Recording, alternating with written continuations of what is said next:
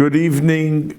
This week we begin Parsha Shemos, the second sefer of Chamisha Chumshei Torah, and all of you stood up and called out Chazak, Chazak, V'nis Chazek, that as we go through the travels and the sedras of Sefer Shemos, and that's why Sefer Shemos begins with the pasuk Ve'elu Shemos b'nei Yisrael haboyim Mitzrayma, Bais Yaakov ishu v'esobo. Its strength. Why does it say Yaakov? Because the backbone of Klal Yisrael is the fact you have a Zayda. That means we live with Mesorah, that I do this, I do that, my Rebbe said, or my father did this. That's how we have, besides learning the halachas and doing what we have to do, we reflect and reminisce to the days of what the household was like, why and when. Like I heard somebody asked somebody on Rosh Chodesh that they were ready to start Musaf Shmona Esrei, and he was putting on his Rabbeinu Tam tefillin. So the person said, if you put on the Rabbeinu Tam, you're going to miss the minyan. So he answered him and said, this is the way my Rebbe did it. He put Rabbeinu Tam on before Musaf. That doesn't mean you can't put Rabbeinu Tam an hour later or 2 hours later. But the idea of following the script and the dimension of how our parents and grandparents lived and the Seviva, that is why the Gemara says, when they have a lengthy discussion about a halacha, and they don't know the resolution. This one holds like this one holds like that. This one brought marshaled support to his position, and the other one brought rayas and marshaled support to his position. So what do? So quite often the Gemara will say, Pog chazi eich amad debar. Go look outside. How does Klal Yisrael fear? How do they do it in this halacha? And that's what you have to establish. If you didn't get it through the debate, or one side agreed at the end of the debate. But that is how we will move ahead. So Sefer Shemos always ends off the sedras at the end of a Sefer, at the end of Vayikra, the end of Bamidbar, the end of Devarim, always end up La'enei B'nei Yisrael, that they talk about Klal Yisrael.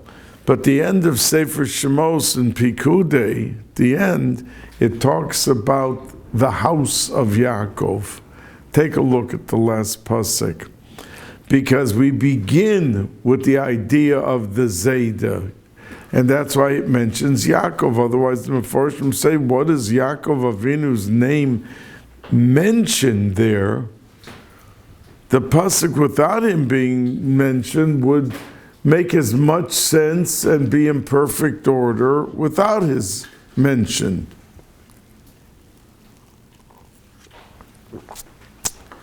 So this is the backbone and the structure of Shemos' figure of the story.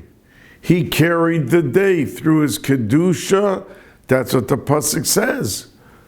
Hu hashalit, hu hamashbir.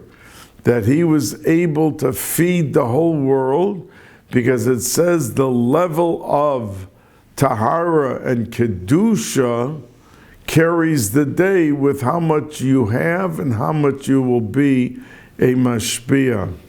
I apologize to you. I'm a little bit raspy. I caught a little cold. I apologize I hope it's not irritating to listen to the voice. So we see that Yosef really made the world difference. And we found it throughout all of the history, all of the history of Klal Yisrael, that we were able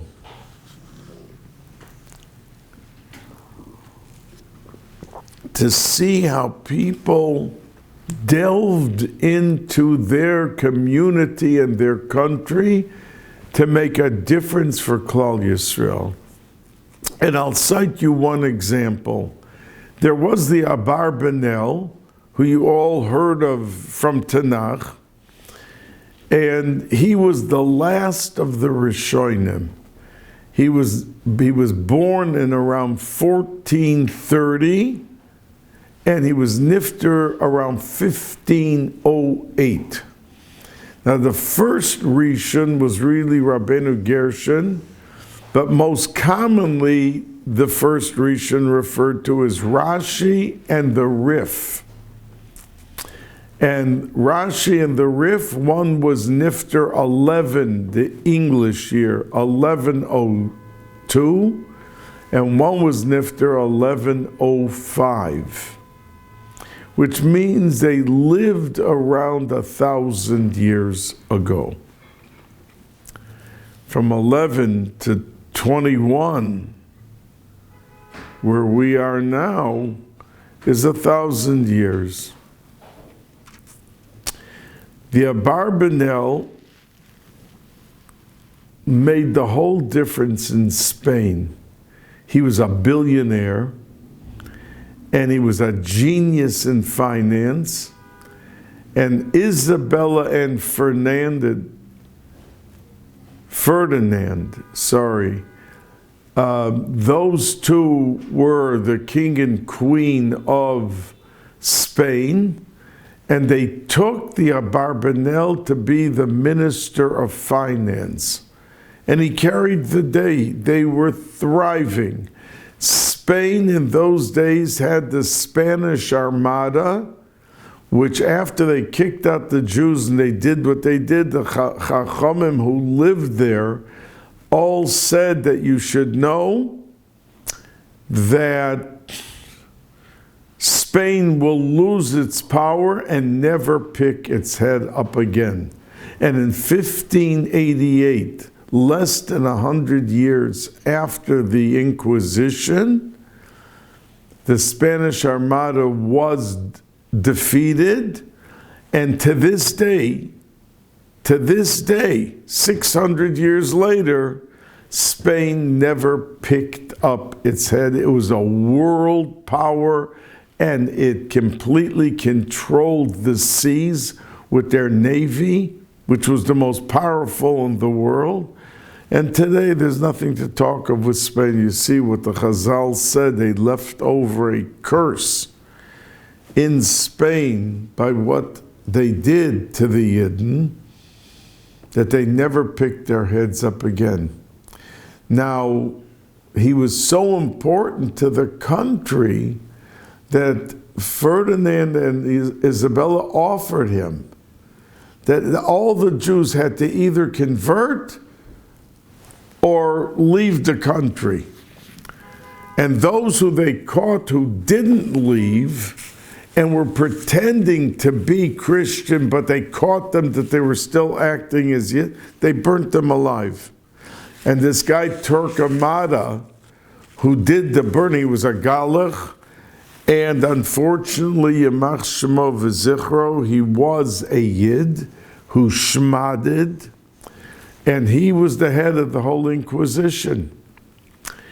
And Ferdinand and Isabella offered Abarbanel that he could stay in Spain with a minion of people, exactly 10 families, who he could daven with and stay a Jew, and he didn't have to convert, he didn't. So he answered them and told them, I thank you, but I am going to go wherever my people go. And he left, and he went to Italy till he died in 1508. But you see the difference of what one person did in the Tekufa there, and the Kiddush Hashem that he made, and look at his Sforim. Many hold that he was the greatest mechaber with clarity since the Rambam, who lived 350 years before him.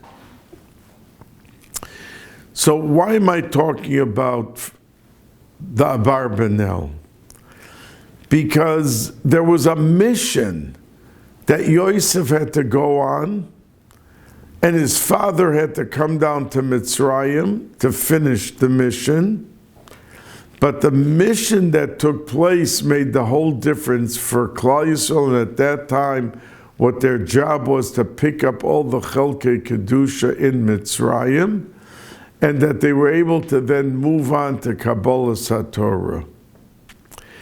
And just like Yosef at that time made the difference for Klal Yisrael, or Moshe Rabbeinu made the difference, the Abarbanel made the difference also.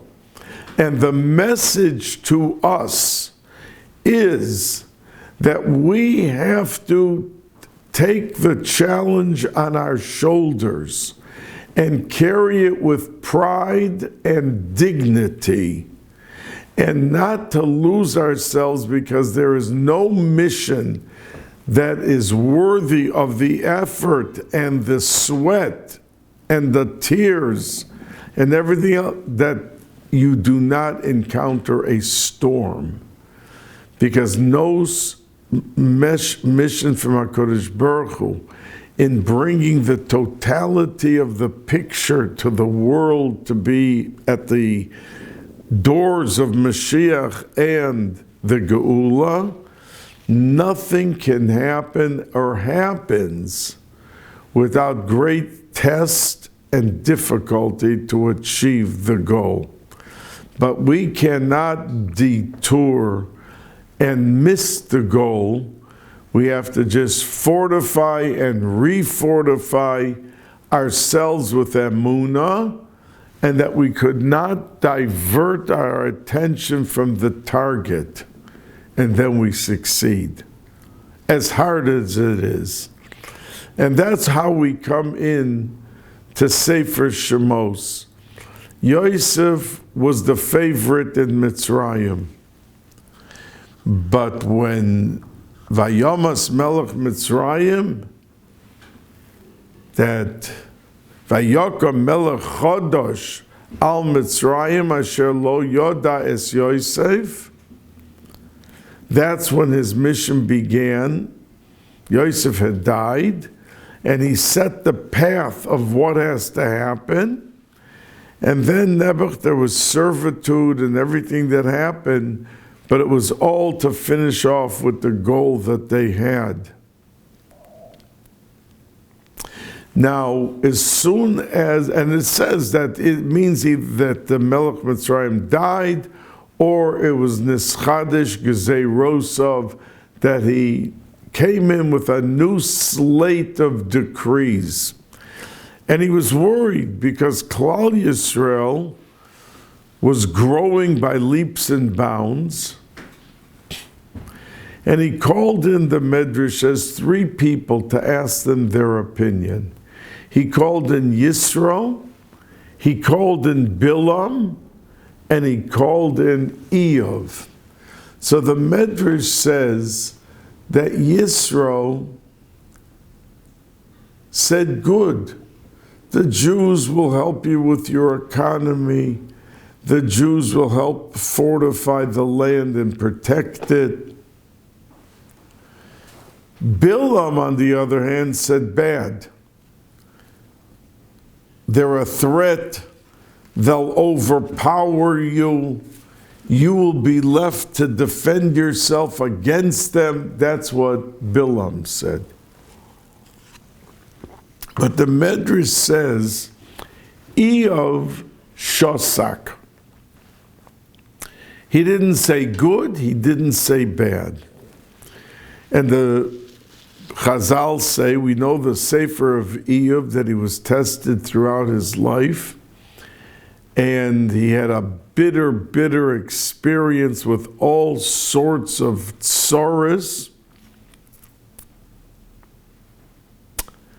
So one of the Meforshim explains that he cried out to HaKadosh Baruch Hu, why did you do this to me and why did you do that to me? So he was told, oh, it's painful, the tsaros that you're going through. When you saw what the Yidden were going through with this new Paro, and he asked you your advice, you kept quiet. Why didn't you feel at least the human pain and suffering? And just like you're crying out now from your pain, but there's nothing you can do,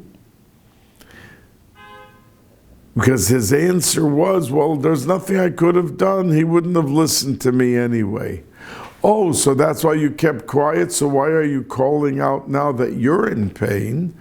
Because now you're in pain, so you're calling out. So you see that even you can't do anything about it, but you're screaming from the pain. So why didn't you feel for the Yidden in Mitzrayim and all of their pain? So we cannot react to everybody's tsaros, but we can do certain things with everything that comes our way. Someone is broken, he lost his business. Get 10 people to lend the man $2,000 to start something. You don't have access to money. Speak to him that there's hope. There are so many other people who lost everything and became millionaires afterwards. So there's always the hope and the action.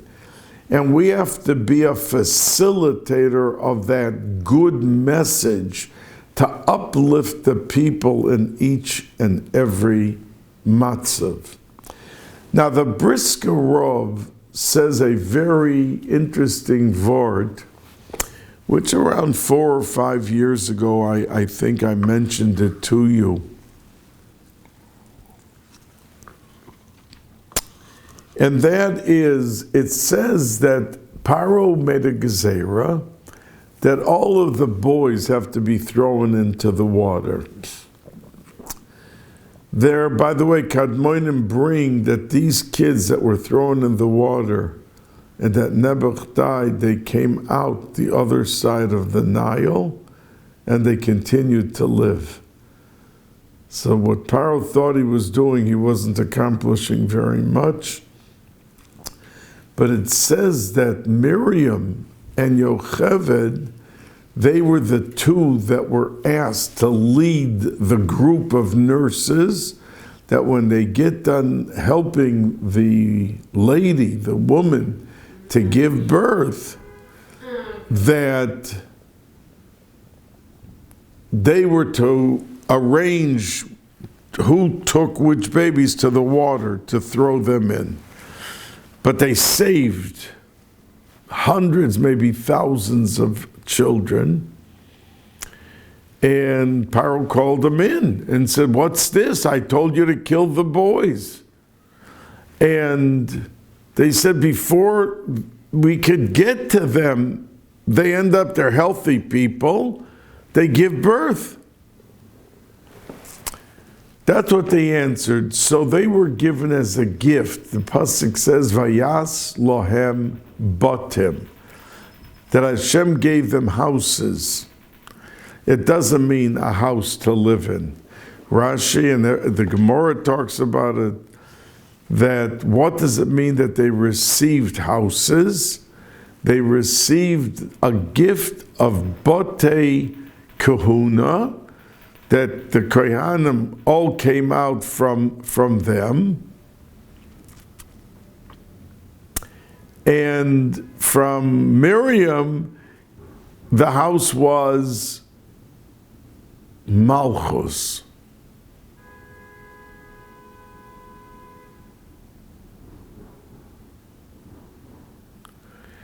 So they were zoiche that the Dora should bring out. Now the question the Brisker Rav asked, why were those the gifts that were given to them. Why not richness? Why not long life? What was this midah keneged midah that they were given kahuna and malchus? So he answered the Brisker Rav and said with his genius, he said, what would have happened if all the boys would have been killed? What would have happened then with all the girls who lived? After a while, they would start marrying the Mitzrayim. Now, when someone's born from a Jewish mother, he's Yayid. And there's nothing he can do about it. He can't convert, excuse me. He can't convert, he can't deny his Yiddishkeit, he remains a Jew, kol yemei chayav. But what would have happened with the girls? They would have married the Mitzrayim. And the kids would have been Jewish. But the fathers were not, and the only thing that goes, the yichus, is kahuna by the father. It means if a mother is a Bais Yisrael and the father's a Kohen, the child is a Kohen. By Malchus, it goes ben achar ben. So, if they wouldn't have saved the boys to marry the girls, the Jewish girls, then there would have been a catastrophe with Malchus and with Kahuna. So since they saved by maintaining a plan and a way to react to his decree and keep the boys alive, they were zoicha to Kahuna and Malchus because they saved Kahuna and Malchus. So says the Brisker Rav. Now, we know that Moshe Rabbeinu went and lived in the palace. They waited 3 months and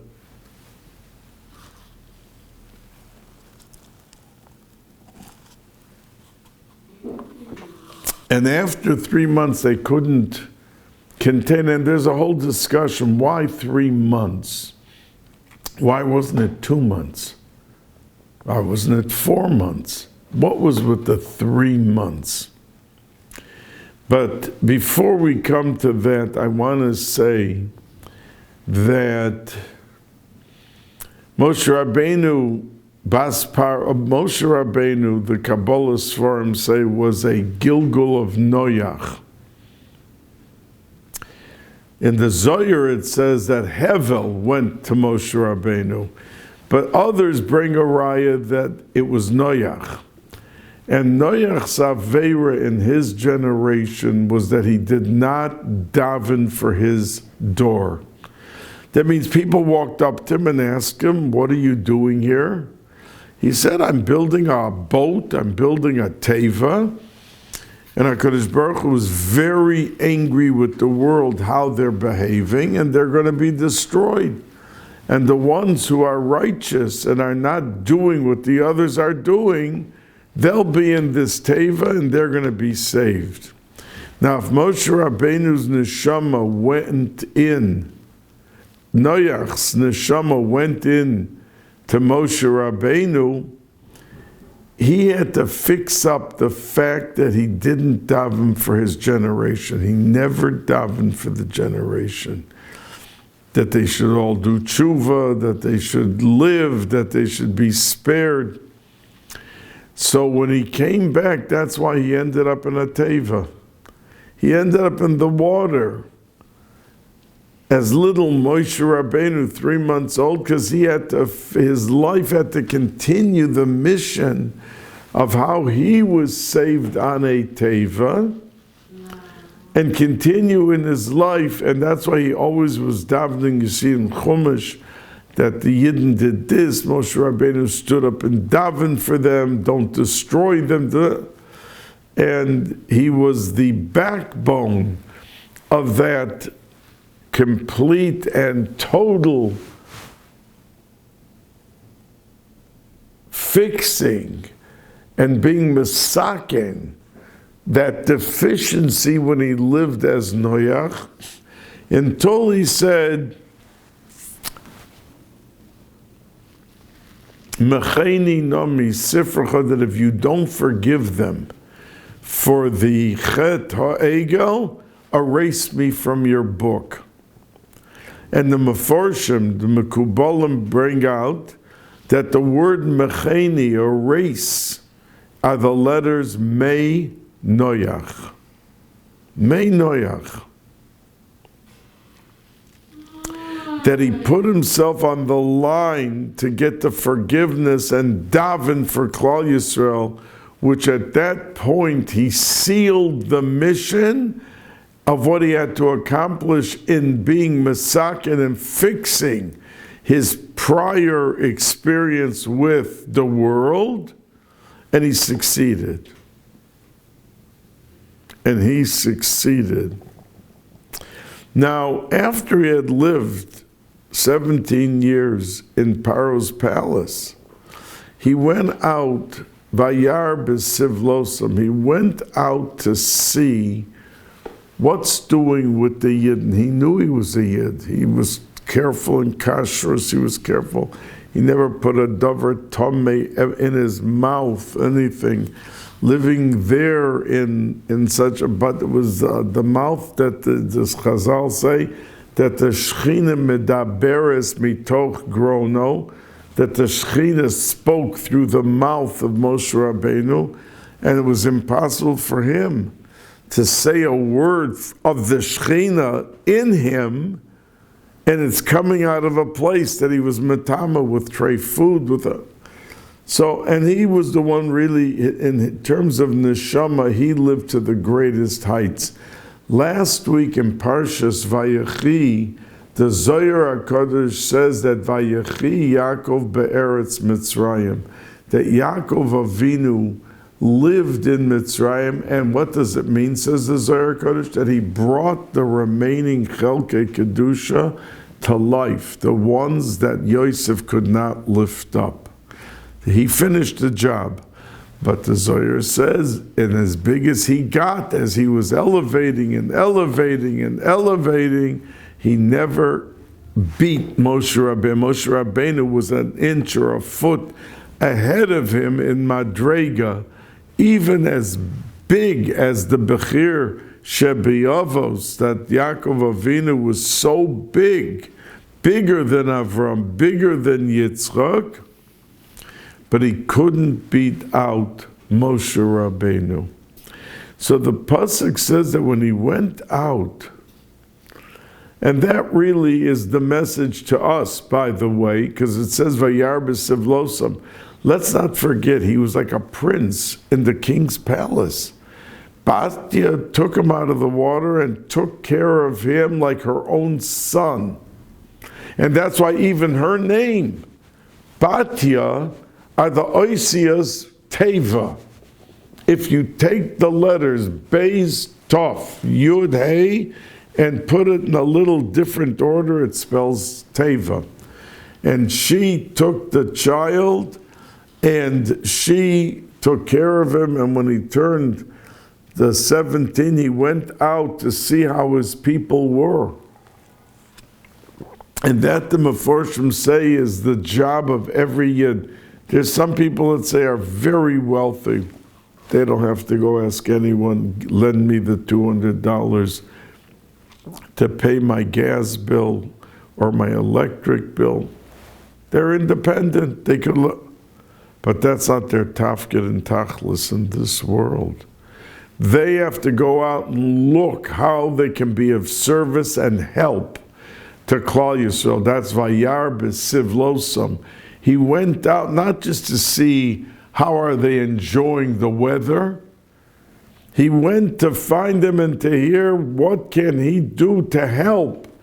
And b'sivlosam, not to just continue his life in a palace and protected and luxury, the lap of luxury, but to do something for his brethren. And it says, Vayar, he saw, Ish Mitzri, Make Ish Ivri Me'echav. He sees two people, and the Mitzri had violated Dasan's wife, and the Ish Ivri was Dasan, and he wanted to violate her, this Mitzri, and he came in before dawn and said to Dasan, "You're late for work, go." And he jumped out of bed and he ran, and then this Mitzri came in and violated the wife.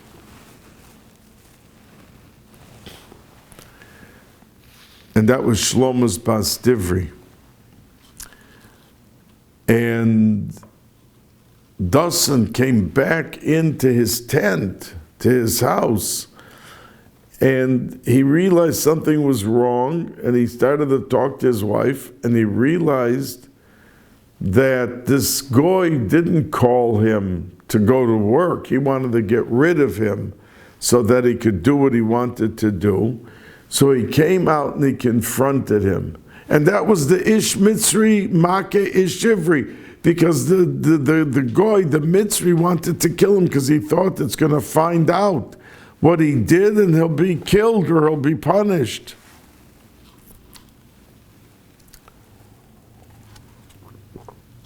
And the pasuk says that when Moshe Rabbeinu saw this, it says, Vayifen ko v'cho. Now, ko means Vayifen, he turned, ko, here. V'cho, he would learn to turn to the right and turn to the left. Vayar, and he saw ki ein ish, that there was no one. So the simple meaning in the pasuk means he looked around and there was no one there. So he said the Shem HaMafoirish, and he was able to kill the Mitzri, Vayitmeneu Bachol, and he buried him, he hid him in the sand. Now, Kadmoinim say Vayifen, he turned Moshe Rabbeinu. The word ko is Begematria 25. A chof and a hey. That he looked to his right, because there's 25 letters in Shema Yisrael, Hashem Elokeinu, Hashem Echad. He turned to his right to see Vayif, and he turned to see Ko. Would he be Makabel Ol Malchus Shamayim in the morning by Shachris? Vacho, and he looked to the other side to see the other Ko, the Kabbalah's Malchus Shamayim of Shema Yisrael Ba'erev. One was looking to the Shachris, and his head was to the left to see about Myriv. Vayar Kien Ish, and he saw that no one would ever be Megayer from this goy, even 10 generations later, to become a Yid and be Makabel Ol Malchus Shamayim. Vayifen Ko Vacho. Vayar Kien Ish, once he saw that never would there be a single person to help a Yid or to become a Yid, then Vayachas HaMitzri Vayitmeneu Bachol. Then he killed him.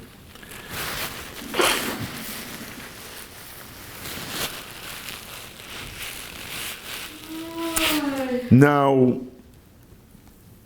this Dasan was some character, because the next day he saw Dasan arguing with a Yid.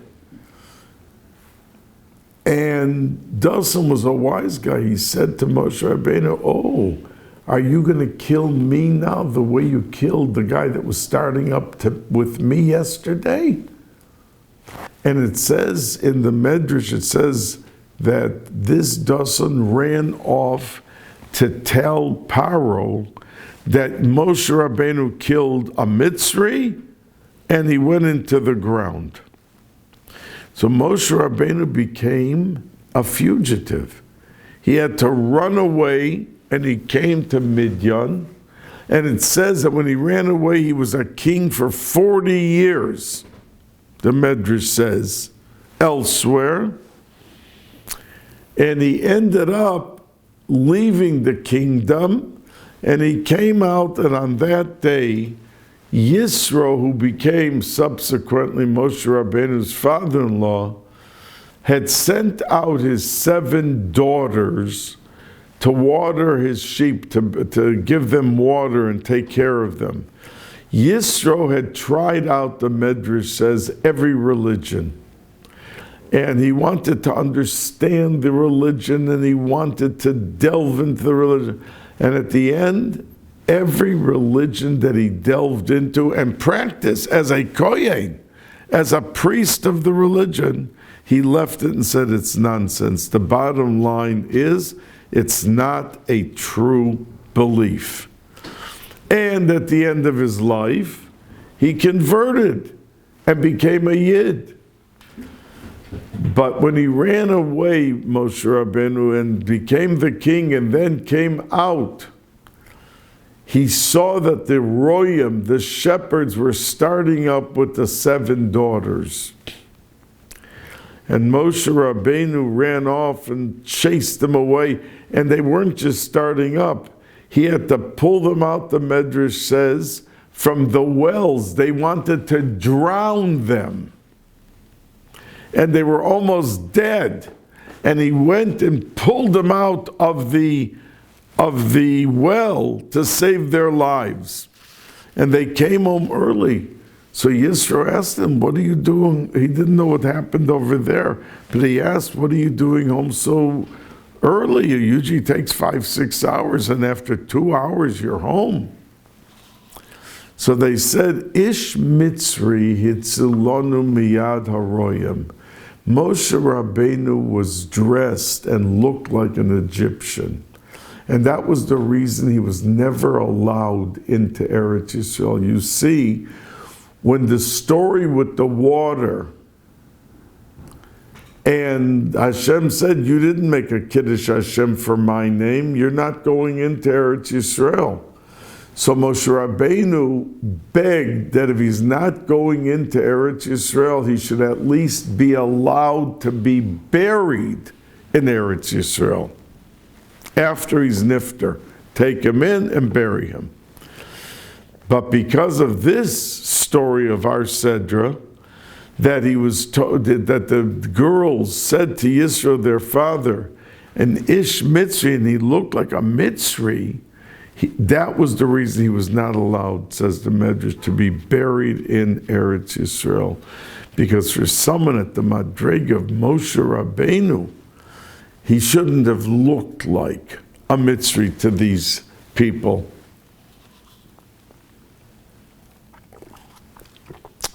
Now, if I asked you, why is it that Moshe Rabbeinu could not go into Eretz Yisrael or be buried in Eretz Yisrael? You would either answer me because he hit the rock, or as the Rambam said, it had nothing to do with hitting the rock. He couldn't go into Eretz Yisrael because of the fact that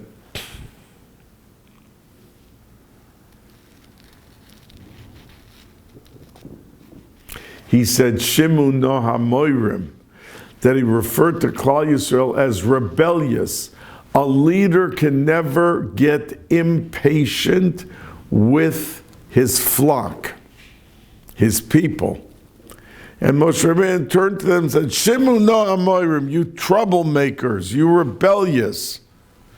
So the Rambam holds that's the reason for what he said to the people, that he couldn't go into Eretz Yisrael. But whatever the reason is why he couldn't go into Eretz Yisrael, or he couldn't be buried in Eretz Yisrael, he said Ish Mitzri, meaning Moshe Rabbeinu. But the Medrash says a different pshat. That Ish Mitzri, the girls, heard about what happened, that Moshe Rabbeinu killed the Mitzri. And when Yisro asked them, how are you home so early? They said, Ish Mitzri. That the story of Moshe Rabbeinu, that he had to become a fugitive and run away, or Paro would have grabbed him and killed him. The pasuk says, "Vayivakesh Paro laharoges Moshe." He wanted to get him and to kill him. So the reason why, when they said Ish Mitzri, according to that pshat, it wasn't referring to the fact Moshe Rabbeinu just saved him from the Royam. It was Ish Mitzri, it was that goy that was killed, that he killed, that caused him to run away, and he found himself here to save us. And that's the Ish Mitzri Hitzilanu. Now,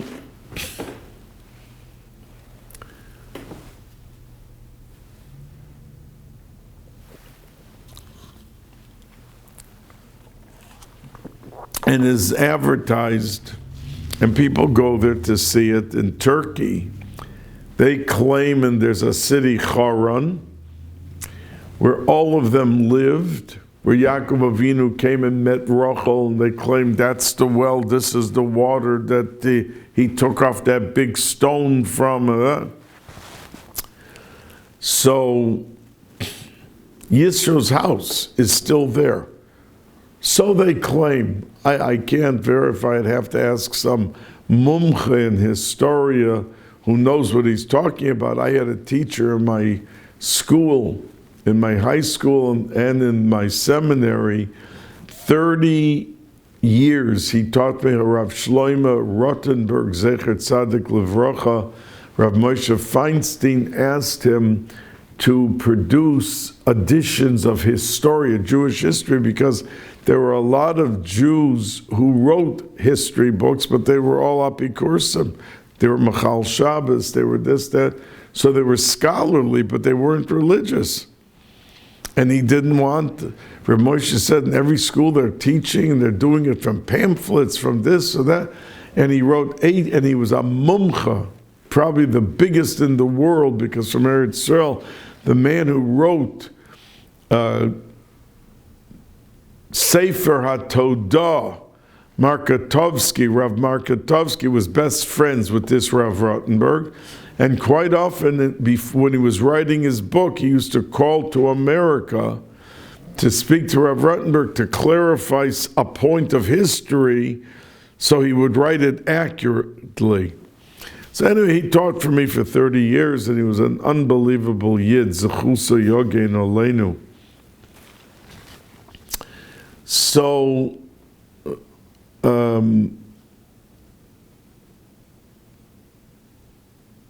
anyway, Rav Rottenberg wrote about and brought down all the medrashim about Yisro. At the end, he became the father-in-law. And it says in Pasuk in our Sedra, Vayoel Moshe lo sheves es ha'ish. That Moshe Rabbeinu, that Yisro and Moshe Rabbeinu hit it off. They were both comfortable. He lived for 10 years by Yisro. Yisro was afraid that Paro would find him and kill not only Moshe Rabbeinu, but kill him. So he stuck him in jail. And the Medrash says that Zipporah, who became his wife, was the one who brought him the food every day so that he wouldn't starve. And this went on for 10 years. But it's interesting because the Medrash says the word Vayoel, which we translate to mean satisfied, Vayoel Moshe lo sheves es ha'ish, to live with Yisro. The Medrash Taisha means a shavua, Allah, from a lashon of shavua. And what was the Shavua that Moshe Rabbeinu promised Yisro, that he made him promise before he allowed him to marry his daughter, that his first son he would introduce to Avodah Zorah. And it's unbelievable. I mean, all the Meforshim, to how could Moshe Rabbeinu ever have agreed to such a crazy thing? Yisro wanted that the child should experience everything like he experienced and come to his end result of reasoning that it's nonsense. Not just to do Yiddishkeit, but do the other nonsense and see how beautiful Yiddishkeit is. And how Moshe Rabbeinu ever could have, so there's a lot of discussion about what his kavanah was. Some held that he was maskim, hoping that along the way he'll back off from his oath. He'll be able to get Yisro to back off for what he held to be a strong commitment for him to do. And there's many other terutzim also, but it says that he married Tzipporah, and Tzipporah is buried in Tveria, together with Bilhah, Zilpah, with many of these women that were at the time of Barzilai HaGilodi, if you remember from Tanakh. Barzilai and the Arizal said, because this Barzilai incorporated the neshama of, and his name is Barzilai, Beis is Bilhah, Reish is Rachel, Zion is Zilpah, Lamed is Leah, and the Yud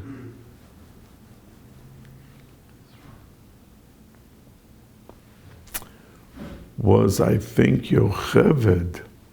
I have to look it up again. You know, as you age, you start to forget. So, but he had a mission of a little tikkun for each one of these people, and that's why his name was Barzilai.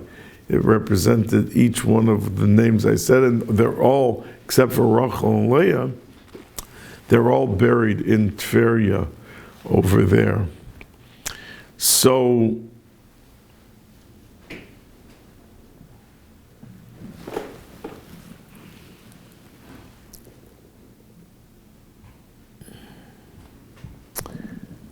I began to tell you that, you know, the month of Adar is Mazel Dogim, and Nisan is the Mazel of Tzon, of cattle, and Iyar is the Mazel of Shor. And these three Mazolos would direct Klal Yisrael, because if they never left Mitzrayim, there would never have been Kabbalas HaTorah. And it goes against these months which brought about, and that's why it had to be the 3 months when they took him out of the house, because he established, say the Mekubalim, that just by being in the house as a little baby, a newborn baby, it etched into the essence of Klal Yisrael that those 3 mazolos of those 3 months, because he was born on Zion Adar, Moshe Rabbeinu. So those 3 months ended up part of the atzmius of Klal Yisrael, and it gave the power for them to be goiva and to be able to do what they had to do in terms of hashpah. And that's why in Iyar, the only thing that's special is Pesach Sheni. But for a person who didn't bring the Korban Pesach, there was something closed in the pipeline of having the schus to open up and have flow from a Korban, the hashpah and the shefa that the person needed to get, whether it was kapara or whether it was plentiful, lots of this or lots of that. and he was able to open up that door as a little baby. And that's why they had to wait the 3 months. I asked before, I mentioned it before, why 3 months? Why not 2? Why not 4? But he was out there, and then Min HaShamayim he was taken care of very, very much. But the Balaturim says that when they placed that little cradle in the water, in the reeds, so it says, "Vateisatza vachoso meirachok l'deya ma yeyoselo," that Miriam stood there, and it says, "V'hinei na'ar boicha." The Balaturim says that when we read that pasuk, we say that means Moshe Rabbeinu was crying in the cradle. But says the Balaturim, you can't say that, because Na'ar is not a tinnik. A tinnik is a 3-month-old baby. A Nar is someone that's 3 years old, 4 years old, and older. And it's referring, says the Balaturim, to Aaron HaKohen. V'hinei na'ar boicha, that Aaron was standing next to Miriam, and he was crying at what's going to be with his brother. And that gave koyach for leadership, says the Balaturim, to have a hashpah and a kesher with the tsaris of Yidden, and to be able to pull them out from the Vehinei Na'ar Boicha, that he was standing there concerned what's going to be with his brother, how is he going to survive, and what's going to be with him at the end.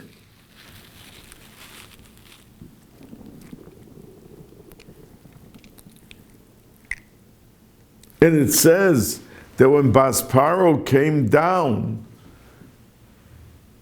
to the water and she saw the cradle, so Vatishlach es amosa vatikocheha. Vatishlach es amosa, simple meaning, means she sent out her maidservant, and she took the cradle out and brought it to Basya. But Meforshim say, Vatishlach es amosa, the Medrash says, that Basya Basparo sent out her hand, and it became 50 amos long to reach it. Now, what was she thinking? Did she think when she put out her hand it was going to happen? She knew that the cradle was 100 feet, 200 feet away. But the answer, the Meforshim say, that when somebody wants something, 100% ratzon, you can reach a goal that seems physically impossible, because b'derech hateva, her hand standing here couldn't get to reach the cradle, the little boat that he was in, but her ratzon to get it was so much that she actually reached it. And that's a lesson to each and every one of, oh, how could I do this or how could I do that? I put in a whole day of learning or working. I need my sleep. I need to eat something every day. And a person does need it, legitimately. But the will is the way. And we fail in some of our shortcomings or our goals that we want, and we sincerely are makabel. I'm going to do this. I'm going to learn this much Mishnayos. Last month I didn't learn half the time I should have been learning Gemara. I wasn't Maver Sedra. Whatever the shortcomings is because you didn't have enough willingness. Now I'm not talking chas v'shol, the person gets sick, or there's a tragedy, I'm talking about regular life, that a person wakes up in the morning and goes through the day. So the Mefarshim say what I'm saying. This is not my vort. That It was the willingness of this Bais Yaakov to do the impossible and to reach it. She wanted it so badly and so fervently that she put out her hand and it reached it. And we can learn from that the tremendous ability that a person has. Never sell yourself short. Don't sell yourself short. That you could do it and we could achieve goals that are not imaginable. And we can do it.